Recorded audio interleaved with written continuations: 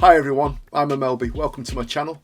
Today I just wanted to take you through the process that I go through when I'm cleaning up a hand-drawn image. So if I've made an image with pens or inks on paper, I then scan the image and take it into the digital realm, so Photoshop or Procreate, and then further work on it then. Now there's an array of videos on YouTube that show you how to do this, but I just wanted to show you how I did it, and I've got a very specific way of actually cleaning up the image as well to make sure there's no sort of residue or things left over from the actual drawing process, like marks you don't need, or splodges or spots that shouldn't be there. So there's a specific thing that I do to do that. Anyway, let's get into it.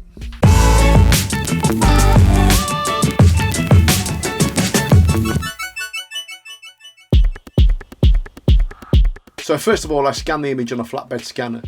Now the image that I'm using today was drawn on an A4 piece of paper, but I want to scan it bigger, so I scan it at 800 dpi on a decent flatbed scanner, and then I can convert that down to a size of 300 dpi, but it leaves me a long edge of 9,000 pixels, so it's a quality image that I'm after. So first of all, the drawing process, sped up nice and quick just to get through it. So here I'm using a glass dip pen, which has been quite fascinating to use, to be honest with you. Quite enjoyed using it. And then using some water, I'm just going to smudge some of the black ink in and create some shadows. And then I've got my line drawing that I want to work with. Okay, this is when you bring it into Photoshop. So it's been scanned. So the first thing I want to do really is go up to Image, Adjustments and Channel Mixer. I want to get the channel mixer up, and I want to click on the little box that says monochrome at the bottom there. And then I take the contrast down first, and then I mix with these sliders, the RGB sliders. Basically what I want to do is ensure that I've got a brilliant white, and not lose too much of the image in the process, because it does tend to burn out the image. So I want a good balance, but I want to make sure the white is brilliant white, otherwise you're going to get a grey sheen across the image.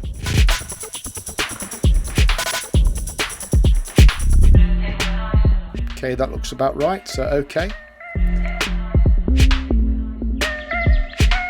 The next thing I want to do is have a little look around the image to see if it's all fine. It's looking good. So the next thing I want to do is get my channel palette up. While I'm on the move tool, I want to press Command and hit the RGB channel, and basically that loads, it looks at the whole image and it loads everything that's white, and it does it absolutely perfectly, so you no need to worry about it missing anything. But I don't want it white, I want it to select the black area. You can see the marching ants there. So if I go to select, inverse, those marching ants then snap over and it's got the black image perfectly. So the next thing I want to do is go to create a new layer and call it line. And now on that line layer, I want to get a black. Make sure the layer is selected, edit and fill, and that will fill onto that layer the line image perfectly. And just to make sure it's there, if you go to the background image, and I just want to fill that with white now to take away the original image that we've been working from. So select white. Fill it with white, and there you go. So we've now created a white layer and a layer that the image is on a transparency. And as you can see there, that's perfect. But there are little marks and black specks all over it that we can't actually see with the naked eye at the moment. So when I've separated the line from the image, the next thing I want to do is look at cleaning it up. I want to get rid of as many artifacts that shouldn't be there as possible, like splodges and splats or things you can't actually see. So I use this process, this very specific process, because your eye doesn't always pick it up. So the next thing I want to do is get my layer styles up on the line layer that we've created. So you double click the line layer, that will bring it up. I want to go to stroke, and on stroke I want to change the colour to red or something that is very visible. And rather than have it inside the line, we change the little checkbox here from inside to outside the line, so the position is outside the line. And as you can see, I've got red flooded across the image, and already you can see all the little dots that have shown up where all the dirty marks are on the image. So we can change the pixel size of this to make them a little more apparent. Now we know that that's where all the dirt is. So all I want to do now is go to the eraser, change the brush to a solid edge so it's not a feathered edge, make it quite big. And then when I've done that, I can take my time, zoom in and out the image, and get rid of all of these little artifacts that I don't need in the image, things that might cause problems for me later when I load the image, and I don't want them there at all, so we'll just get rid of them. So I'll just speed this up now to get through it.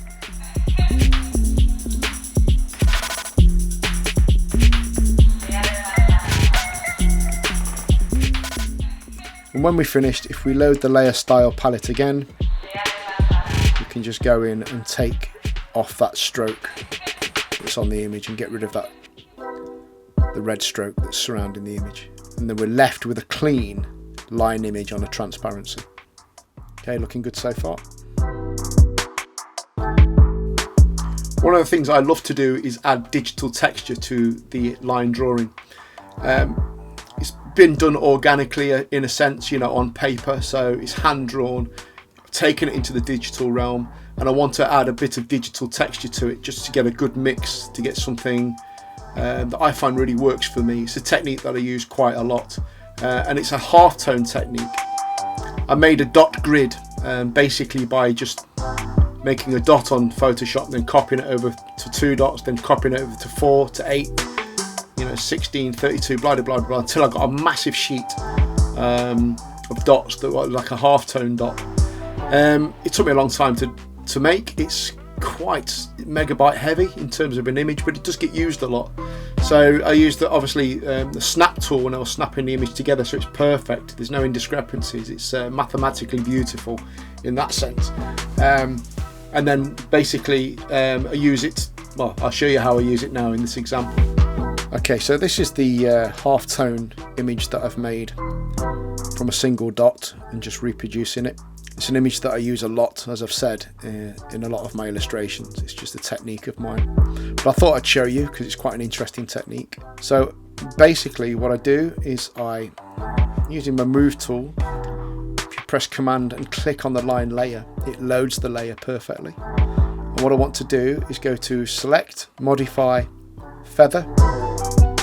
And I want to feather it by 33 pixels, somewhere around there. That's about right. And OK it. As you can see, those marching ants have now spread out. Using my select tool, I just want to drag those marching ants across to the dot image. And once it's there, I can Command Copy. And then come back to my line image and Command Paste. So it's Command C, Command V. And as you can see, it's dropped those dots onto the image perfectly in the right place. That's brilliant. I just want to make some adjustments to that though, because it has dropped quite a lot of dots into the lighter areas of the image. So what to do is to get an eraser, have a soft edge this time, a feathered edge, and then choose the size that's going to really work for this image. Quite a lot bigger than that. And then the opacity, take it down to about 33%, and you can just brush out areas of these dots where they're a bit too apparent in the image, around the eyes. So I'll just speed this up so we get through it.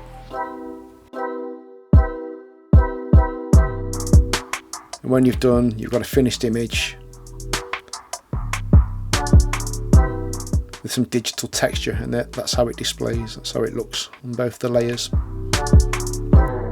And that's pretty much it. So that's the work done really. The beauty of this is now I can load the selection on these layers anytime I want by, if you go to the move tool, click Command and just hit the layer, it selects the layer. So I can select the line layer, or I can select them both together,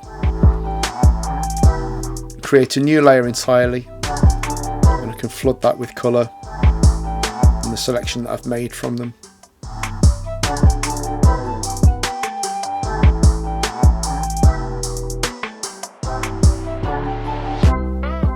So now I've got a red dude.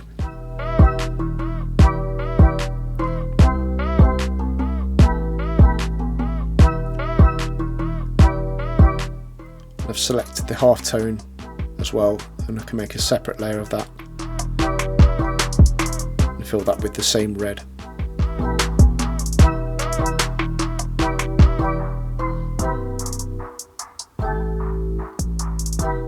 And there it is, and the transparency. So from here you can actually, you've got so much power with this image now that you've separated it from the white background. It gives you a lot more freedom to use this image and do a lot of different things with it. Cut it in half, move things around,